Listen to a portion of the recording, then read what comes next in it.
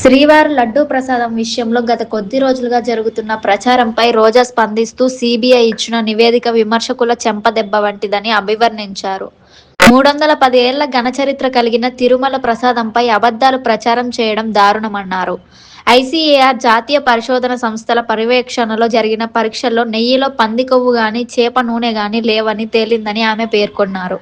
కేవలం రాజకీయ లబ్ధి కోసమే శ్రీవారి ప్రతిష్టను దిగజార్చేలా ఫ్లెక్సీలు వేసి దుష్ప్రచారం చేశారని మండిపడ్డారు.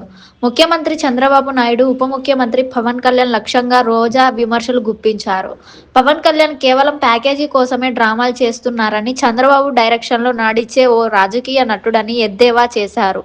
ప్రజల దృష్టిని విజయవాడ వరదల నుండి మళ్లించడానికి ఈ లడ్డూ వివాదాన్ని తెరపైకి తెచ్చారని ఆరోపించారు. రాష్ట్ర ప్రభుత్వం నియమించిన సిట్ ద్వారా విచారణ జరిపి ఉంటే నిజాలు బయటకు వచ్చేవి కావు కాబట్టే న్యాయ పర్యవేక్షణలో జరిగిన విచారణలో నిజం వెల్లడైందని ఆమె అన్నారు. అసత్య ఆరోపణలతో భక్తుల మనోభావాలను దెబ్బతీసినందుకు పాలకులందరూ నైతికంగా రాజీనామా చేయాలని రోజా డిమాండ్ చేశారు. భక్తులందరూ వీరిని నిలదీయాలని, ప్రధాని మోదీ ఈ విషయంలో తక్షణమే స్పందించాలని కోరారు. దేవుడిపై విషం చిమ్మిన వీరికి సుప్రీంకోర్టు సుమోటోగా కేసు నమోదు చేసి శిక్షించాలని అన్నారు. గతంలో ఎన్టీఆర్పై కూడా ఇలాగే విష ప్రచారం చేశారని గుర్తు చేస్తూ ఇప్పుడు లడ్డూను రాజకీయం చేస్తున్న వీరిని ప్రజలు తరిమికొట్టే రోజు వస్తుందని హెచ్చరించారు.